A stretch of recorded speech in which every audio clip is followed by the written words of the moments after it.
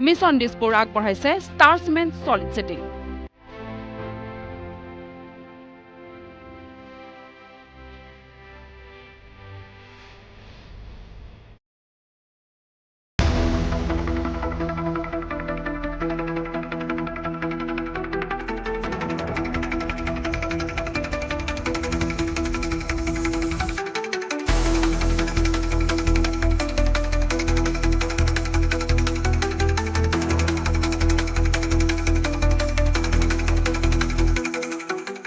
হয়, নিশ্চয়কৈ মিছন দিছপুৰলৈ প্ৰতিজন অসমবাসী ৰাইজক ধন্যবাদ জনাইছো আৰু যিসকল চাই আছে। আমি মিছন দিছপুৰত প্ৰতিদিনে আমি দেখুৱাই আছো ৰাজনৈতিক দলসমূহৰ কেনেধৰণৰ প্ৰচাৰ কাৰ্য তেওঁলোকে তুংগত কৰি তুলিছে, কোনে কেনেধৰণৰ চৰকাৰ বিচাৰে, এই আটাইবোৰ আচলতে আমি মিছন দিছপুৰৰ জৰিয়তে আমি দেখুৱাবলৈ যত্ন কৰিছো। আৰু এই মুহূৰ্তত আমি সৰ্থেবাৰীত উপস্থিত আছো আৰু সৰ্থেবাৰীত অসম সমবায়ী সহায় সংঘ লিমিটেডত উপস্থিত আছো আৰু শিল্পীসকলৰ আচলতে দুখ দুৰ্দশাৰ কোনে আচলতে তেওঁলোকৰ দায়িত্ব ল'ব। চৰকাৰ আহে, চৰকাৰ যায়, কিন্তু শিল্পীসকলৰ দুৰ্দশা কেতিয়া আচলতে সমাধান হ'ব, এই বিষয়ে আচলতে সমগ্ৰ বিষয় আচলতে আমি সামৰি লৈ এই মুহূৰ্তত আমি অসম সমবায় সহায় সংঘ লিমিটেডত উপস্থিত হৈছো। আৰু প্ৰতি বছৰে আচলতে বিধানসভা নিৰ্বাচন আহে, কিন্তু চৰকাৰ সলনি হয়, কিন্তু এই কাঁহ শিল্প নগৰী সৰ্থেবাৰীলৈ কিন্তু এই মুহূৰ্তত কিছু গুৰুত্ব দিছে যদিও সম্পূৰ্ণ সমাধান কৰিব পৰা হোৱা নাই। এই মুহূৰ্তত মোৰ লগত উপস্থিত আছে চৰকাৰ আহে, চৰকাৰ যায়, কিন্তু অসম সমবায় সহায় সংঘ লিমিটেডৰ কেনেধৰণৰ সমস্যা আচলতে এতিয়ালৈ কিছু সমস্যা সমাধান হৈছে, কিছু সমস্যাৰ সমাধান হোৱা নাই, কেনেধৰণে আচলতে আগবাঢ়িব? এতিয়া চাব, আমাৰ যিটো সমবায় সহায় সংঘ বিদেশ, এইটো এটা পুৰণা অনুষ্ঠান, সমবায় অনুষ্ঠান, 1933 চনত স্থাপন এটা অনুষ্ঠান। আৰু এই অনুষ্ঠানটো বহুত সমস্যা আছে, তাৰে কিছু সমস্যা আমাৰ দেশৰ চৰকাৰৰ সহায় দি আছে। আৰু আমি আশা ৰাখিছো অনাগত যিখন চৰকাৰ আহিব, সেইখনৰ আমি আমাৰ যিখিনি সমস্যা আছে সেইখিনি সমাধানৰ সূত্ৰ নিশ্চয় পাম। এতিয়া আমাৰ প্ৰধান আৰু একেবাৰে মুখ্য সমস্যাটো হৈছে কিছুমান দুষ্কৃতিকাৰীয়ে দিয়া অভিযোগ। যি অভিযোগখিনি তেখেতসকলে দিয়ে, নিজৰ আইডেণ্টিটি কোনোদিনে ইউজ নকৰে, ভুৱা ফোন নম্বৰ, ভুৱা ইমেইল আইডি, ভুৱা নিজৰ নাম, নিজৰ ঠিকনা দি যিকোনো বিষয়ৰ ওপৰত কমপ্লেইন মানে আমাক হাৰাশাস্তি কৰি আছে। যোৱা দুদিন আগতে আমাৰ তাত 140টা কমপ্লেইন হৈছে। গতিকে এই দুষ্কৃতিকাৰীক আমি কেনেকে ধৰিব পাৰো, আমি চেষ্টা চলাই আছো, কিন্তু এই ক্ষেত্ৰত আমাক পুলিচ প্ৰশাসনৰ সহায় লাগিব, তেখেতসকলে সহায় আগবঢ়াব পৰা নাই। এতিয়া আমাৰ এই যিখিনি সমস্যা হৈছে, মেইন কাৰণটো হৈছে এইটো, যিখিনি আমাৰ কমপ্লেইন, ভুৱা কমপ্লেইন, তেখেতসকলে মাৰা কমপ্লেইনখিনি কোনো ভিত্তিয়ে নাই, একো যিকোনো বিষয়ৰ কমপ্লেইন মাৰি দিয়ে, যাৰ ফলত আমাৰ যিখন সময়ৰ ভাৱমূৰ্তি সেই সকলোখিনি বিনষ্ট হৈ গৈছে। এইটো আমাৰ এটা সমস্যা। আৰু দ্বিতীয় সমস্যা হৈছে আমাৰ অসম সমবায় সহায় সংঘ লিমিটেড চৰকাৰে GST আৰোপ কৰা হৈছে। 2018 চনৰ পৰা 2024 চনলৈ যিখিনি GST আমি কাৰো পৰা লোৱা নাই, সেই নোলোৱা GST আমি চৰকাৰক প্ৰদান কৰিব গৈছে, সেই প্ৰায় 6 কোটি টকা। আৰু সেইটো বিষয়ত আমি ইতিমধ্যে পদক্ষেপ লৈছো, ইতিমধ্যে আমি আপিল কৰিছো, আপিল কৰি মাননীয় আদালতে কি কৰে সেইটো পিছত সিদ্ধান্ত গম পোৱা যাব।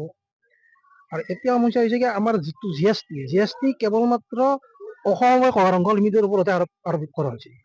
আমি GST দিবলৈ 5%।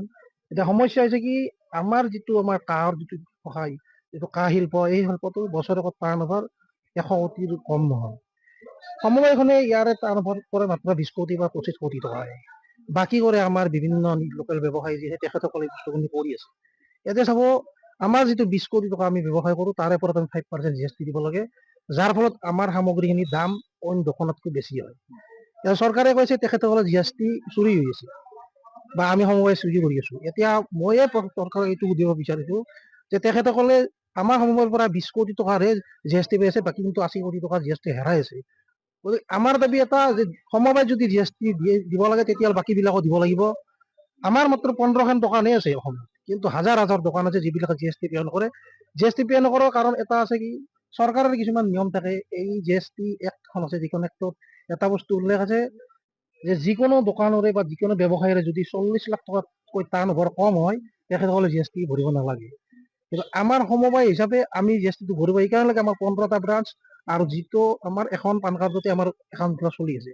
গতিকে আমি 40 লাখৰ তলত দেখাব নোৱাৰো, কিন্তু লোকেল বিজনেছ বিলাকে তেখেতসকলে 40 লাখৰ ওপৰত হ'লেও তলত দেখাব পাৰে তেখেতৰ নিজৰ ব্যৱসায়।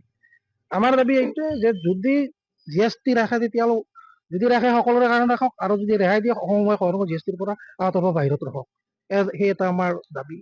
আমাৰ তৃতীয় সমস্যা হৈছে আমাৰ যিখিনি শিল্পী আছে, এই শিল্পীখিনি সদায় কাম কৰিব নোৱাৰে তেখেতসকলে। এই কাৰণতে কাম কৰিব নোৱাৰে, আমাৰ যিটো আমাৰ ভঙা কাহ আছে সেইটো অভাৱনীয় দাম বৃদ্ধি হৈ থাকে আৰু তোৰ কাৰো নিয়ন্ত্ৰণ নাই। চৰকাৰে এইটো বস্তু নিয়ন্ত্ৰণত আনি এই বস্তুটো এটা স্থিৰতা আনিব লাগে। যদি স্থিৰতা নানে তেতিয়াহ'লে আমাৰ কি হ'ব, শিল্পী যিখিনি আছে এই শিল্পীখিনি সদায় মাহত 15 দিনৰ ওপৰত কাম কৰিব নোৱাৰিব কোনোদিনে। আৰু আমাৰ যিটো কাঁহৰ সামগ্ৰী সেইটোৰ দাম দিনে দিনে বৃদ্ধি পাই আছে, কাৰণ ৰ মেটেৰিয়েলৰ দাম বাঢ়ি আছে, আমাৰ কাঁহৰ এইটো এটা বিশেষকৈ গুৰুত্বপূৰ্ণ বিষয়। ভঙা কাঁড়ৰ সমস্যাটো ইতিমধ্যে কি কাৰণে আচলতে সমস্যা হ'ব বুলি ভাবে? ইতিমধ্যে দাম বৃদ্ধি হৈছে ভঙা কাঁড়ৰ যথেষ্ট। এতিয়া চাব, এইটোত কোনো কাৰো দায়িত্ব নাই বস্তুটোত। এইটো হৈছে কি চৰকাৰে নিয়ন্ত্ৰণতে নাই ভঙাটো। ভঙাখন নিয়ন্ত্ৰণ হৈছে ক'ৰ পৰা হৈছে কোনেও নাজানে। এইটোৰ কোনো নিশ্চয়তাই নাই। গতিকে চৰকাৰে যদি এইটো কণ্ট্ৰল নকৰে এইটো ভঙাৰ সমস্যা চলি থাকিব। গতিকে এইটো সমস্যা সমাধানৰ একমাত্ৰ চৰকাৰে কৰিব লাগিব। আৰু এটা বস্তু কৰিব পাৰে, চৰকাৰে আমাক সুলভ মূল্যত ৰাং আৰু তাম প্ৰদান কৰক, আমি সেইটোৰ পৰা কাঁহ বনাই ল'ম। নতুবা আমাক এটা ভঙা কাঁহৰ ডিপু এটা স্থাপন কৰি দিয়ক, যাৰ ফলত আমাৰ বৃহত্তৰ সৰ্থেবাৰী অঞ্চলত যিমান শিল্পী আছে, প্ৰত্যক্ষভাৱে 10,000 লোক জড়িত হৈছে এইবিলাকৰ লগত, শিল্পী আছে প্ৰায় 2,000, সকলো উপকৃত হ'ব। আচলতে পূৰ্বতে মই কৈছো চৰকাৰ আহে আৰু যায়, গতিকে নতুন চৰকাৰ এতিয়া গঠন হ'ব, সেই নতুন চৰকাৰক আচলতে কি আহ্বান জনাব আপোনাৰ? নিশ্চয় আমি নতুন চৰকাৰৰ প্ৰতি বহুত আশাবাদী। আমি ভাবো যে পৰৱৰ্তী চৰকাৰো ডক্টৰ হিমন্ত বিশ্ব শৰ্মাই মুখ্যমন্ত্ৰী হ'ব, আৰু তেখেতৰ ওপৰত আমাৰ সম্পূৰ্ণ বিশ্বাস আছে। সেইদিনা আমি যোৱা 26 তাৰিখে আমি তেখেতক প্ৰত্যক্ষভাৱে লগ কৰিলো আমাৰ সৰ্থেবাৰীতে, আৰু তেখেতে আমাক আশ্বাস দিছে। আৰু মই ভাবো অহা যিখন নতুন চৰকাৰ হ'ব তেখেতসকলে আমাৰ এই শিল্পটোৰ প্ৰতি গুৰুত্ব দিব। আমাৰ ঐতিহাসিক যিটো শিল্প, যিটো কাঁহ শিল্প, যিখিনি ঐতিহাসিক আমাৰ শিল্পীখিনিৰ ওপৰত গুৰুত্ব আৰোপ কৰিব, আৰু আমাৰ শিল্পীখিনি আগুৱাই যোৱাত তেখেতে নিশ্চয় সহায় কৰিব। আমাৰ সম্পূৰ্ণ বিশ্বাস আছে এইটো। হয়, ধন্যবাদ জনাইছো। মোৰ লগত শিল্পী সন্থাৰ লোক উপস্থিত আছে। ভঙা কাঁড়ৰ সমস্যা ইতিমধ্যে তেখেতে ক'লে, কিন্তু তাৰ পিছতো এতিয়া শালসকল আচলতে মৰহি যোৱা এটা পৰিস্থিতি হৈছে। যথেষ্ট কষ্ট শিল্পীসকলৰ।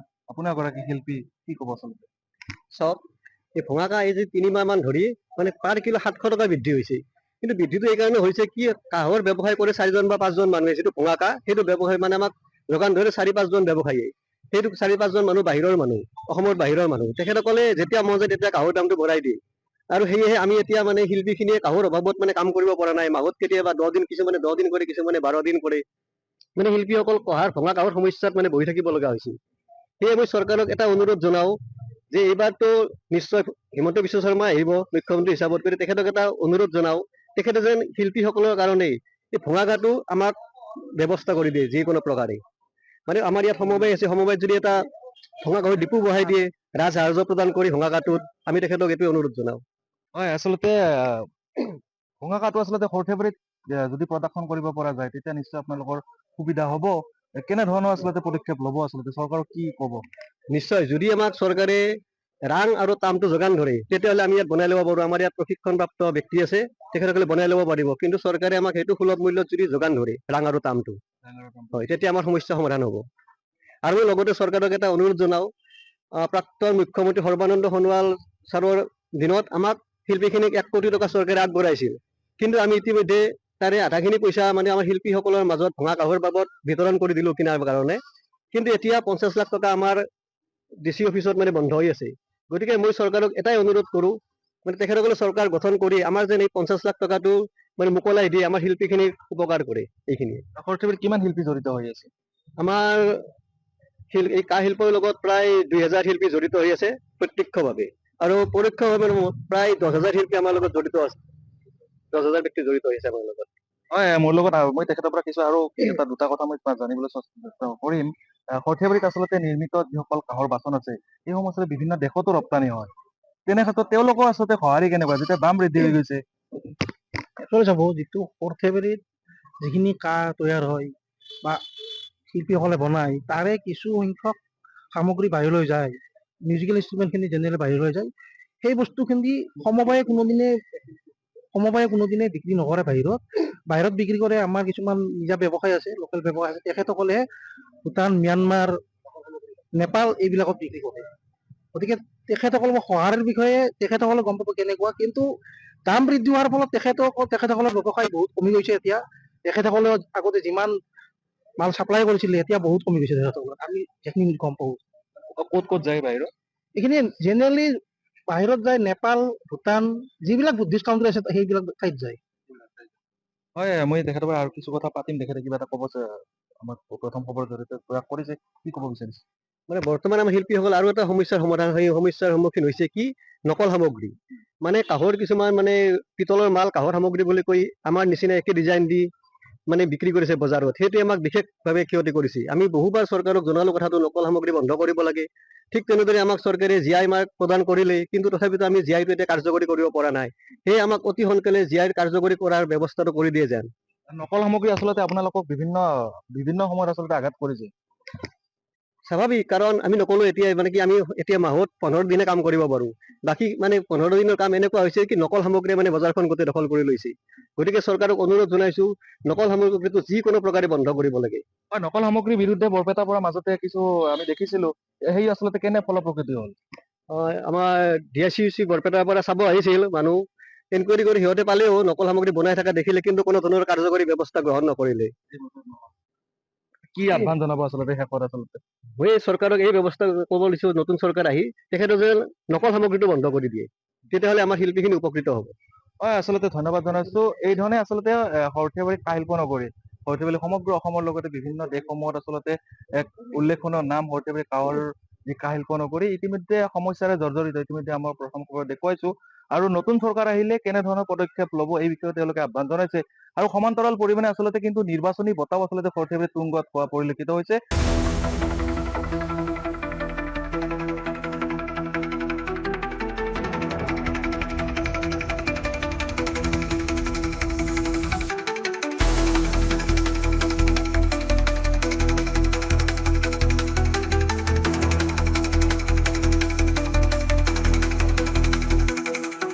আৰু এই মুহূৰ্তত NDA প্ৰাৰ্থীগৰাকী মোৰ লগত উপস্থিত আছে বৰপেটা বিধানসভা সমষ্টিৰ আৰু দাদা উলিয়াই ঘূৰিছে কেনেধৰণৰ আচলতে ৰাইজৰ সঁহাৰি? ইয়াত NDAৰ প্ৰতি মানুহৰ সাংঘাতিক সমৰ্থনৰ মূল কাৰণটোই হ'ল হিমন্ত বিশ্ব শৰ্মাৰ নেতৃত্ব। হিমন্ত বিশ্ব শৰ্মা অতুল বৰাৰ যি নেতৃত্বত আজি গোটেই অসমত উন্নতিৰ গংগা নামিছে আৰু ইয়াৰ পৰা বঞ্চিত হৈ আছে আমাৰ সৰুক্ষেত্ৰী অঞ্চলৰ ৰাইজ। কাৰণটো হ'ল কংগ্ৰেছৰ দুৰাচাৰ, কংগ্ৰেছৰ অপশাসন। আজি এই খিলঞ্জীয়াৰ বস্তি মই আজি পৰিভ্ৰমণ কৰিলো এই ৰাস্তা নহয় ইয়াতে হাল বাব পাৰি আৰু মই কমিটমেণ্ট দিছো আজি আপোনালোকৰ সন্মুখত যে এটা বছৰৰ ভিতৰত এটা বছৰটো মই বেছি লৈছো তাৰ আগতে মই এই গোটেই ৰাস্তা ঘাট সম্পূৰ্ণ কৰি দিম আজি মই কমিটমেণ্ট দিছো। আপুনি এইটো ৰাস্তাৰে আহিছে গমুৰা প্ৰতিটো ৰাস্তাই আচলতে জৰাজীৰ্ণ নহয় 10 বছৰৰ কাল আচলতে বিধায়ক জাকিৰ হুছেইন চিকদাৰে ইয়াত প্ৰতিনিধিত্ব কৰিছিল এইবাৰ আচলতে কেনেধৰণে আশা দিব আপুনি? সমগ্ৰ সৰুক্ষেত্ৰী অঞ্চল কাৱৈমাৰীৰ পৰা আপোনাৰ ৰামপুৰৰ পৰা আপোনাৰ যিবোৰ অঞ্চল আছে আৰডিয়াৰ পৰা সববোৰ অঞ্চলে জৰাজীৰ্ণ ইয়াত কোনো ধৰণৰ তাৰমানে হয়তো এচপৰা শিল বা একগাড়ী শিল পৰিছে লাখ লাখ টকা তেওঁলোকে বিল ওলাই লৈ গৈছে এই ধৰণৰ দুৰাচাৰৰ বিৰুদ্ধে আমি হয়তো মাননীয় মুখ্যমন্ত্ৰীক তেওঁলোকে ইয়াতে কিমান টকা ইয়াত তাৰমানে বিল ওলাইছে তাৰো ইনকুৱাৰী কৰাৰ কাৰণে মই অনুৰোধ কৰিম। ইয়াত কাম হ'ব খিলঞ্জীয়া ভূমিপুত্ৰসকলৰ ৰাস্তা ঘাট উন্নতি হ'ব সত্ৰ সংস্কৃতি উন্নতি হ'ব শিল্পকলাৰ উন্নতি কৰিম বুলি মই কথা দিছো ৰাইজক আৰু আপোনালোক দেখিব আপোনালোক নাৰদীয় দৰ্শনেৰে আপোনালোকে এই সকলোবোৰ কথা আপোনালোকে ৰাইজক গণতন্ত্ৰ চতুৰ্থ স্তম্ভ হিচাপে দেখাব আৰু ছমাহ এবছৰৰ ভিতৰত আপোনালোকে এই অঞ্চলটো আহি চাব। হয়, ধন্যবাদ জনাইছো। এই ধৰণে আচলতে আমি কিছু ভাষ্য আমি শুনালো আৰু তাৰ পিছত আমি ইয়াৰ পথৰ আচলতে যি জৰাজীৰ্ণ পৰিৱেশ স্বাগতম জনাইছো অসমবাসী ৰাইজলৈ আৰু ইতিমধ্যে আমি অসম সমবায় সহাৰম্ভ লিমিটেডৰ যি অৱস্থা আমি প্ৰথম খবৰত আমি বিৰতিৰ আগত দেখুৱাইছো আৰু বিৰতিৰ পিছত আমি উপস্থিত হৈছো সৰ্থেবাৰী গাতে লাগি থকা গমুৰা গাঁৱত আৰু কিছু পথৰ অৱস্থা মই দেখুৱাম এই মুহূৰ্তত প্ৰথম খবৰত আৰু এই মুহূৰ্তত আমি ইয়াৰ প্ৰথম খবৰত আমি কিছু পৰিৱেশ দেখুৱাইছো। চৰকাৰ আচলতে আহে আৰু যায় কিন্তু এই সৰ্বসাধাৰণ ৰাইজক আচলতে কেতিয়া গুৰুত্ব দিব চৰকাৰে তেনে এটা ৰাইজৰ মাজত প্ৰশ্ন উত্থাপন হৈছে আৰু বিগত 10টা বছৰ সৰুক্ষেত্ৰী সমষ্টি আছিল সৰ্থেবাৰী অঞ্চল তেতিয়া বিধায়ক জাকিৰ হুছেইন চিকদাৰে ইয়াৰ প্ৰতিনিধিত্ব কৰিছিল আৰু ৰাইজৰ অভিযোগ অনুসৰি তেখেতক এবাৰো ইয়াত দেখা পোৱা নাই আৰু ৰাইজে গতিকে তেনে ক্ষেত্ৰত এইবাৰ যিহেতু সৰ্থেবাৰী নগৰ বৰপেটা বিধানসভা সমষ্টিৰ অন্তৰ্ভুক্ত হৈছে আৰু তাৰ পিছত যিহেতু এইবাৰ NDAৰ প্ৰাৰ্থী দীপক কুমাৰ দাস আৰু দুগৰাকী নিৰ্দলীয় প্ৰাৰ্থী আছে তেওঁলোকে আচলতে জিকাৰ পিছত কেনেধৰণৰ ৰাইজৰ উন্নয়ন কৰিব মই পুনৰ এইফালে দেখুৱাম আচলতে যেন পথ নহয় পথাৰ সদৃশ পৰিৱেশ আমি প্ৰথম খবৰত দেখুৱাইছো যেন এক পথ নহয় পথাৰহে এখন ইয়াত য'ত অৱস্থা খুবেই বেয়া আৰু অতি ব্যস্ততা ৰাস্তা এটা যিটো ৰাস্তাৰে এম্বুলেন্সটো বাদেই দিয়ক সাধাৰণ এখন বাইক আহিব নোৱাৰে, যাৰ ফলত জীয়াতু ভুগিছে সৰ্বসাধাৰণ ৰাইজ। আৰু এই ধৰণৰ পৰিৱেশ আমি প্ৰথম খবৰত দেখুৱাইছো আৰু চৰকাৰক আচলতে দৃষ্টিগোচৰ কৰিবলৈ আমি যত্ন কৰিছো। সৰ্থেবাৰী এই গমুৰা গাঁৱত উপস্থিত আছো। গমুৰা গাঁৱৰ প্ৰায় ৰাস্তাই আচলতে খুব অৱস্থা বেয়া, আৰু গমুৰা গাঁৱৰ লগতে ওচৰত যিসমূহ দাঁতিকাষৰীয়া গাঁও আছে সেইসমূহ গাঁৱৰ অৱস্থাও খুবেই বেয়া। ইয়াৰ গমুৰা গাঁৱৰ স্থানীয় লোক আছে, তেখেতৰ পৰাও কিছু কথা পাতিম। পুনৰ কৈছো যাতে বিধায়ক আচলতে সৰুক্ষেত্ৰী জাকিৰ হোসেন চিকদাৰৰ এই উন্নয়নৰ নমুনা আচলতে চাওক। বিধায়ক জাকিৰ হোসেন চিকদাৰে কিছু তেওঁলোকৰ অংশত উন্নয়ন কৰা দেখিবলৈ পোৱা গৈছে, কিন্তু এই সৰ্থেবাৰী অঞ্চলক তেওঁ কি কাৰণে আচলতে বঞ্চনা কৰিলে, প্ৰবঞ্চনা কৰিলে, এয়া আচলতে ৰাইজৰ মাজত প্ৰশ্ন উত্থাপন হৈছে। মই তেখেতৰ পৰা কিছু কথা পাতিম। মই তোমাৰ কাষলৈ আহিছো প্ৰথমতে। ৰাস্তাৰ অৱস্থা খুবেই বেয়া। পূৰ্বত আচলতে সৰুক্ষেত্ৰী সমষ্টিৰ বিধায়ক জাকিৰ হোসেন চিকদাৰে প্ৰতিনিধিত্ব কৰিছিল। তেখেতে আচলতে এই ৰাস্তাসমূহ কি কাৰণে আচলতে গুৰুত্ব নিদা বুলি ভাবে আপোনালোকে? প্ৰথম কথা আমি ক'ব লাগিব যে গমুৰা গাঁৱত জাকিৰ হোসেন চিকদাৰৰ ইলেকশ্যনৰ সময়ত আমি দেখিছিলো, আৰু মাজতে আমাৰ কেতিয়াবা আহে মানে কি ভুমুকি মৰা চিষ্টেম, মানে কি তেখেতে আহিল, আমি অকস্মাত কেতিয়াবা যে এই মানে ঠাণ্ডা দিনত যেনেকে বৰষুণ আহে সেনেহেন চিষ্টেমত জাকিৰ হোসেন চিকদাৰ আমাৰ ইয়াত আহিছিল, কিন্তু যে কাম কৰিব লাগে তেনেকুৱা একো নাই। প্ৰথম কথা আমাৰ এই এটা ৰাস্তা, সেইটো ৰাস্তা মানে বিশেষকে এইখিনি আমাৰ যি 14 নং উত্তৰ পূব সৰুক্ষেত্ৰী গাঁও পঞ্চায়তৰ 3 নং ৱাৰ্ডৰ এই ৰাস্তাখিনি আমাৰ ইয়াত হোৱা নাই উন্নতি এতিয়ালৈকে। আৰু 2 নম্বৰ কথা হ'ল কি, আপোনালোকে দেখিছে যে ৰাস্তাৰ এই অৱস্থা। সেই এটা ৰাস্তা যদি কিবা কাৰণত এম্বুলেন্স এখন আহিব লাগে, তেতিয়াহ'লে আমি হয়তো পেচেণ্টজনক দাঙি ইয়ালৈ আনিব লাগিব, নহলে আমি ঠেলাত আনিব লাগিব। এম্বুলেন্স খন নাহে মানে তেনেকুৱা অৱস্থা। গতিকে আমি কংগ্ৰেছ মানে হয়তো আমাৰ এনেকুৱা হৈছিল যে শাসকীয় দলত নাছিল, বা জাকিৰ হোসেন চিকদাৰত য'ত তেখেতৰ গুৰুত্ব দিব লগা তত গুৰুত্ব দিছি। আমাৰ ইয়াত মানে আমি সৰ্থেবাৰী আৰু এই অঞ্চলত যিখিনি গুৰুত্ব দিব লাগে সেইখিনি গুৰুত্ব কিন্তু তেখেতৰ পৰা আমি দেখা নাপালো। আগন্তুক বিধানসভা মানে নিৰ্বাচনত আমি ভাবিছো যে আমাৰ যিজন মানে NDA প্ৰাৰ্থী আছে তেখেতে আহিছে আজি, আমি গতিকে আশা কৰো যে শাসকীয় পক্ষত যদি পাওঁ তেতিয়াহ'লে আমাৰ হয়তো উন্নতি হ'ব বুলি আমি আশা কৰিছো আগন্তুক। মানে কিমানটা ৰাস্তা আছে গমুৰা গাঁৱত? গমুৰা গাঁৱত প্ৰায় ৰাস্তাটো বহু কেইটাই আছে, কিন্তু বৰ্তমান আমাৰ এইটো যিটো এটা মুখ্য আমাৰ মানে মেইন যিটো আমাৰ টিহু লচিমা যিটো পথ, তাৰ পৰা যিটো এটা মুখ্য পথ এটা আছে, সেই মুখ্য পথ বুলি ক'ব লাগিব এইটো, যিটোৰে আমাৰ আশ্ৰমৰ যিটো মানে ভক্তসকলো যেতিয়া নামৰ সময়ত বা এনেই এইফালেদি আহি থাকে মানে, গতিকে তেখেতসকলে আহে, কিন্তু এই ৰাস্তাটোৱে আমাৰ বেয়া মানে। আৰু তাৰ পাছত সিফালে এটা আছে সেইটোও বেয়া, সেইটো মানে প্ৰত্যেকটা ৰাস্তাই বেয়া। এই লাষ্ট মানে ইলেকশ্যনৰ আগত এতিয়া অলপমান গাঁৱৰ ভিতৰত অলপমান হৈছে ভাল, তথাপিতো সেইটো যিমানখিনি হ'ব লাগে সিমানখিনি হোৱা নাই। বাকী বিলাক ৰাস্তা প্ৰায়ভাগে বেয়া মানে। বৰষুণ আহিলে নিশ্চয় অসুবিধা হয়। নাই বৰষুণ মানে এই আপুনি দেখিছে বৰষুণ ভালকৈ হোৱাই নাই, এতিয়াই এনে অৱস্থা, আৰু বাৰিষা আহিবই আছে।